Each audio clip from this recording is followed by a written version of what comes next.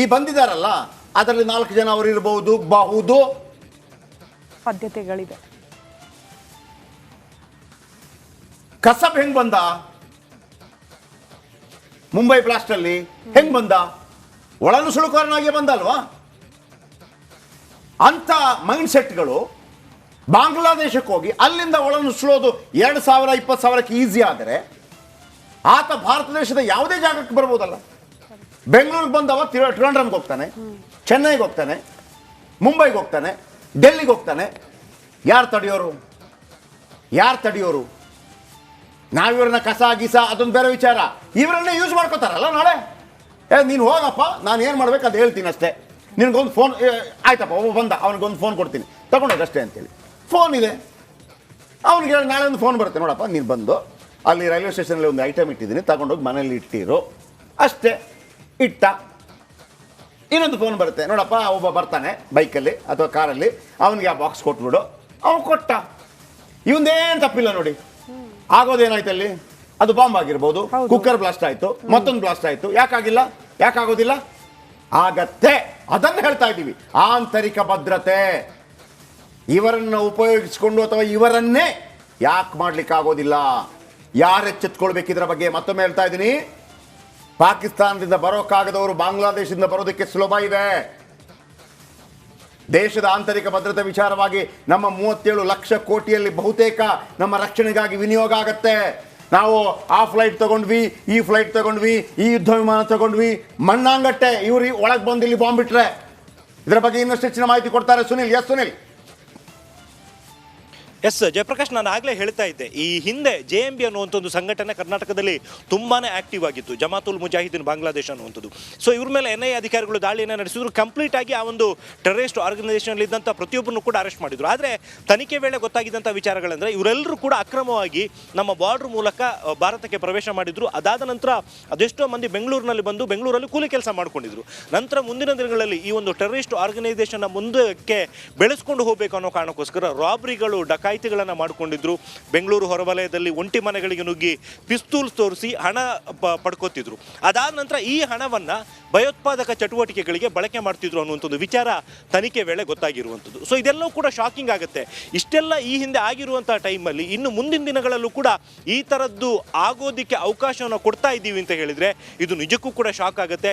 ಎಷ್ಟರ ಮಟ್ಟಿಗೆ ನಮ್ಮ ತನಿಖಾ ಸಂಸ್ಥೆಗಳಿರ್ಬೋದು ಅಥವಾ ಸರ್ಕಾರಗಳಿರ್ಬೋದು ಈ ವಿಚಾರಗಳಿಗೆ ಸಂಬಂಧಪಟ್ಟಂತೆ ಗಮನವನ್ನು ಹರಿಸ್ತಾ ಇದೆ ಅನ್ನುವಂಥದ್ದು ಪ್ರಮುಖ ಪ್ರಶ್ನೆ ಆಗುತ್ತೆ. ಜಯಪ್ರಕಾಶ್, ಒಂದು ಕಡೆ ನಾಗರಾಜ್ ಅವರು ಕೂಡ ಇದ್ದಾರೆ. ನಾಗರಾಜ್, ನಿರಂತರವಾಗಿ ಇಂಥ ಸುದ್ದಿಗಳನ್ನು ಸಂಬಂಧಪಟ್ಟವರ ಗಮನಕ್ಕೆ ತರುವಂಥ ಪ್ರಯತ್ನಗಳಾಗ್ತಾ ಇರುತ್ತೆ. ಆದರೆ ಆ ಉದಾಸೀನತೆ ಇರುತ್ತಲ್ಲ, ಅಂದ್ರೆ ದುಡ್ಡು ಎಲ್ಲಿ ಮಾಡೋದು ಅನ್ನೋದು ಬಿಟ್ರೆ, ಯಾಕಂದ್ರೆ ಇವರಿಂದ ಓಟ್ ಸಿಗುತ್ತೆ ಅಲ್ಲ, ಸಂಬಂಧಪಟ್ಟವ್ರ ಗಮನಕ್ಕೆ ತರೋದೇ, ಬಟ್ ಸಂಬಂಧಪಟ್ಟವರು ಇನ್ವಾಲ್ವ್ ಆಗಿರ್ತಾರೆ ಅದು ಎಲ್ಲಾ ಕಡೆ ಕೂಡ. ಎಸ್ ನಾಗರಾಜ್, ಇದನ್ನ ಮಟ್ಟ ಹಾಕೋದು ಹೇಗೆ ಆಗಿದ್ರೆ?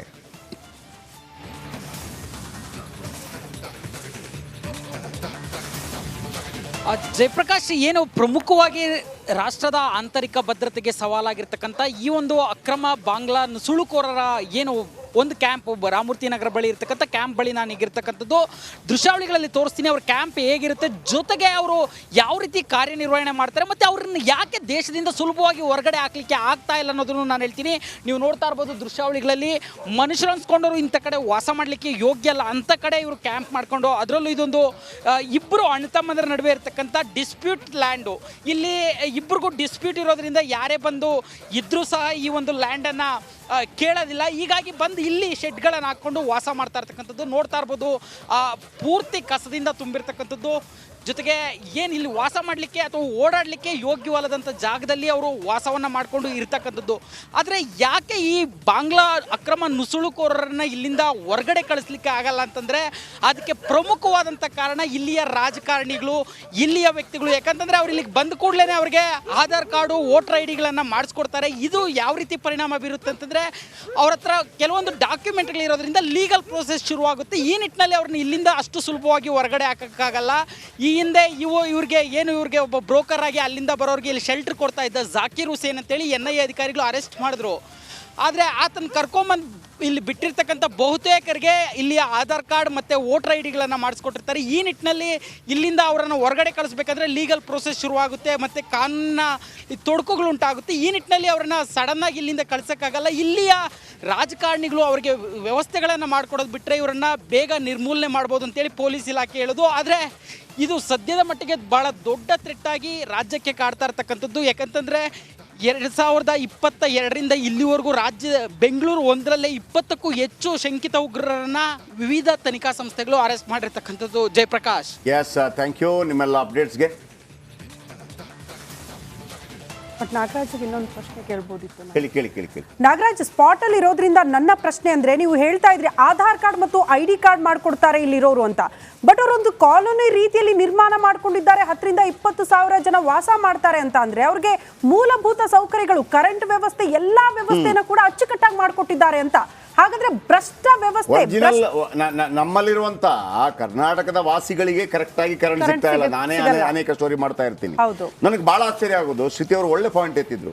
ಈ ಅಕ್ರಮ ಬಾಂಗ್ಲಾದೇಶಿಗಳಿಗೆಲ್ಲ ಸಿಗತ್ತೆ, ಆಧಾರ್ ಕಾರ್ಡ್ ಸಿಗತ್ತೆ, ಕರೆಂಟ್ ಸಿಗತ್ತೆ, ಶೆಡ್ಗೆ ಬಾ ಅಂತ ಇವ್ರನ್ನ ಕರ್ಕೊಂಡ್ ಬರೋದು ಯಾರು? ಸೆಟಲ್ಮೆಂಟ್ ಮಾಮೂಲಿ ಹೋಗುತ್ತೆ ಅನ್ನುವಂತ ಆರೋಪ. ನಾಗರಾಜ್,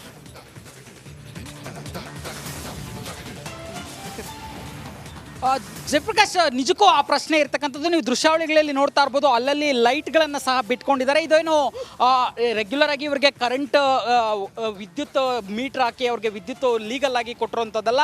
ಆದರೂ ಇಲ್ಲೀಗಲ್ ಆಗಿ ಕರೆಂಟ್ ಲೈಟ್ಗಳನ್ನು ಬಿಟ್ಕೊಂಡಿರ್ತಕ್ಕಂಥದ್ದು. ಕೆಲವು ಕಡೆ ಸೋಲಾರ್ ಇದನ್ನು ಕೂಡ ಬಳಸ್ತಾರೆ, ನೋಡ್ಬೋದು. ಸೋಲಾರ್ ಇದನ್ನು ಕೂಡ ಮಾಡ್ಕೊಂಡಿದ್ದಾರೆ. ಈ ರೀತಿಯಾಗಿ ಬಳಕೆ ಮಾಡಿಕೊಂಡು ಪ್ರಮುಖವಾಗಿ ಇವರನ್ನ ಇವ್ರನ್ನ ಕೇವಲ ವೋಟರ್ಸ್ ಆಗಿ ಬಳಸ್ಕೊಳ್ಳೋದಕ್ಕೆ ಇಲ್ಲಿಯ ನಾಯಕರು ಪ್ರಯತ್ನ ಪಡೋದು. ಯಾಕಂತಂದ್ರೆ ಎಲ್ಲರ ಹತ್ರನೂ ಆಧಾರ್ ಕಾರ್ಡ್ ಇರುತ್ತೆ. ನಿಮ್ಗೆ ಎಲ್ಲಿಂದ ಬಂದಿದ್ದೀರಿ ಅಂತಂದರೆ ಪಶ್ಚಿಮ ಬಂಗಾಳನೋ, ಒರಿಸ್ಸಾನೋ, ಬೇರೆ ಒಂದು ಅಸ್ಸಾಮೋ ಈ ಕಡೆಯಿಂದ ಬಂದಿದ್ದೀವಿ ಅಂತಂತೇಳಿ ನಕಲಿ ಆಧಾರ್ ಕಾರ್ಡ್ಗಳು ಏನು ಮಾಡಿಸ್ಕೊಂಡಿರ್ತಾರೆ ಅವುಗಳನ್ನು ತೋರಿಸುವಂಥದ್ದು. ಇವ್ರಿಗೆ ಯಾವುದೇ ವ್ಯವಸ್ಥೆ ಬೇಕು ಅಂತೇಳಿ ಸಹ ಅವ್ರು ಕೇಳಲ್ಲ. ಯಾಕಂತಂದರೆ ಏನು ಅವರು ಬಾಂಗ್ಲಾದೇಶದಲ್ಲಿ ಬದುಕೋ ರೀತಿಗಿಂತ ಇಲ್ಲಿ ಬದುಕೋದು ತುಂಬ ಚೆನ್ನಾಗಿದೆ ಅನ್ನೋ ಒಂದು ಇದರಲ್ಲಿ ಅವ್ರು ಇರ್ತಕ್ಕಂಥದ್ದು. ಹೀಗಾಗಿ ಅವರು ನೀವು ಈ ಕರೆಂಟ್ ಕೊಡಿ ಅಥವಾ ಲೈಟ್ ಕೊಡಿ, ಮತ್ತೊಂದು ಕೊಡಲ್ಲ, ನಾವು ಇಲ್ಲಿ ಇರ್ತೀವಿ ಅಷ್ಟೇ ಅನ್ನೋ ಮನಸ್ಥಿತಿಯಲ್ಲಿ ಇರ್ತಾರೆ. ಅದಕ್ಕೆ ಇವ್ರಿಗೆ ಓಟ್ ಸಿಗುತ್ತಲ್ಲ ಅಂತೇಳಿ ಇಲ್ಲಿಯ ನಾಯಕರು ಬಿಡೋದು, ಇದೇ ದೊಡ್ಡ ಸಮಸ್ಯೆ ಆಗ್ತಾ ಇರ್ತಕ್ಕಂಥದ್ದು. ನಮ್ಮ ರಕ್ಷಣಾ ವ್ಯವಸ್ಥೆಯಲ್ಲಿ 4,50,000 ಕೋಟಿಗೂ ಅಧಿಕವಾಗಿ ನಾವು ಡಿಫೆನ್ಸ್ಗೆ ಮೀಸಲಿಟ್ಟಿದ್ರು ಸಹ ಈ ರೀತಿಯಾಗಿ ಒಳಗಡೆ ಬಂದು ಬೆಂಗಳೂರಿನಲ್ಲಿ ಇಂಥವು 10ಕ್ಕೂ ಹೆಚ್ಚು ಕ್ಯಾಂಪ್ಗಳು ಸಿಗ್ತವೆ. ನಾನೀಗೇನು ತೋರಿಸ್ತಾ ಇದ್ದೀನಿ ರಾಮಮೂರ್ತಿ ನಗರ, ಇದೇ ರೀತಿಯ ಕ್ಯಾಂಪ್ಗಳು ಬೆಂಗಳೂರಿನಲ್ಲಿ 10ಕ್ಕೂ ಹೆಚ್ಚು ಕಡೆ ಸಿಗ್ತವೆ. ಅಂತಂದರೆ ನಿಜಕ್ಕೂ ಇದು ಒಂದು ಬೆಂಗಳೂರು ಸಿಲಿಕಾನ್ ಸಿಟಿ ಎಷ್ಟು ಸೇಫು ಅಥವಾ ಕರ್ನಾಟಕ ಎಷ್ಟು ಸೇಫು? ಯಾಕಂತಂದರೆ 2021ರಿಂದ ಮೊನ್ನೆ ರಾಮೇಶ್ವರಂ ಬಾಂಬ್ ಬ್ಲಾಸ್ಟ್ವರೆಗೂ ಯಾವ ರೀತಿ ರಾಜ್ಯದಲ್ಲಿ ಬ್ಲಾಸ್ಟ್ಗಳಾಗ್ತಾ ಇದ್ದಾವೆ, ಅದು ಕುಕ್ಕರ್ ಬ್ಲಾಸ್ಟ್ ಇರ್ಬೋದು ಅಥವಾ ಶಿವಮೊಗ್ಗ ಟ್ರಯಲ್ ಬ್ಲಾಸ್ಟ್ ಇರ್ಬೋದು, ಮೊನ್ನೆ ಮಾರ್ಚ್ 1ನೇ ತಾರೀಕಾದಂಥ ರಾಮೇಶ್ವರ ಕೆಫೆ ಸ್ಫೋಟ ಇರ್ಬೋದು, ಇವುಗಳೆಲ್ಲ ಆಗ್ತಾ ಇದ್ರು ಯಾಕೆ ಈ ಒಂದು ವ್ಯವಸ್ಥೆಯನ್ನು ಈ ರೀತಿಯಾಗಿ ವಾಸ ಮಾಡೋರನ್ನ ತಕ್ಷಣಕ್ಕೆ ಇದರ ಬಗ್ಗೆ ಒಂದು ಕಾನೂನನ್ನು ರೂಪಿಸಿ ಯಾವ್ಯಾವುದೋ ವಿಚಾರಕ್ಕೆ ಸಂಬಂಧಿಸಿದಂತೆ ಹೊಸ ಮಸೂದೆಗಳನ್ನ ಮಂಡಿಸ್ತಾ ಇರ್ತಾರೆ. ಮೊನ್ನೆ ಓಕೆ ನೋಡಿ ಯಾವ ಥರ ಇದೆ ಶೆಡ್ಗಳು, ನೋಡಿ ಯಾವ ಥರ ಇದೆ. ಆ ವಿಜುವಲ್ ಹಾಕಿ ಸ್ವಲ್ಪ, ಯಾವ ಥರ ಇರುತ್ತೆ ಶೆಡ್ ವಾಸ ಮಾಡುವಂಥವ್ರು.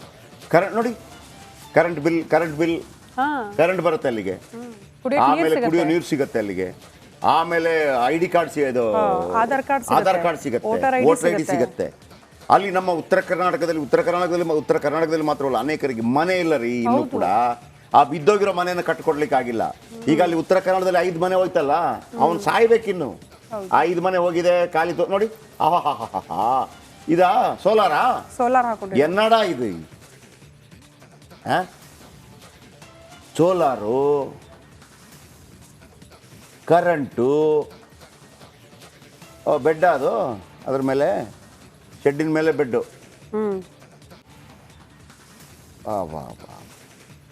ಅಮ್ಮ ಇಷ್ಟೆಲ್ಲ ಭಗವಂತ.